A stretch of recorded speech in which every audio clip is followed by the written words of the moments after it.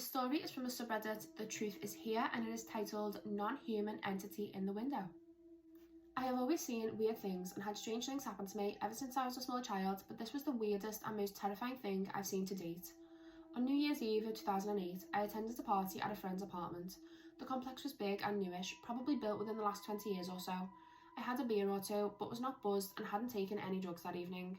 Around the climax of the party, I decided that I could go for a cigarette, so I exited my friend's apartment by a sliding glass door and went outside. Behind the apartment building was a grassy area with a little stand of birch trees around 25 feet away. As I was smoking, I wandered towards the little stand of trees and stood beneath them, looking up at the apartment building in front of me.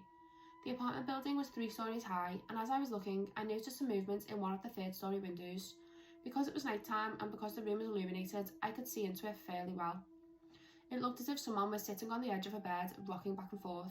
Because of the angle of the window from where I was standing, I could only see their shoulders / upper torso and just assumed they were sitting on a bed. My immediate thought was that maybe the person was upset, because I know when I'm really upset or stressed, I have a tendency to rock myself back and forth. But as I looked, I noticed that there were no distinct features that I could identify. It just looked like a solid black cutout of a person. So, as I'm standing there, watching this person rock back and forth, I get the creepy feeling that this person is suddenly aware of my awareness of it, like somehow it knew I was watching and was feeding on my energy / reaction. Slowly it began to move about in a really unnatural way, standing up from wherever it was sitting on. Its arms lifted up and out from its body and began to basically undulate. It almost looked like pop and lock style dancing, but the arms were bending in ways that a human arm could not possibly bend, like it had joints in all the wrong places. Fear erupted inside of me because I realised that it wasn't human, not even a little bit. I stood there staring at it because I could hardly believe what I was seeing.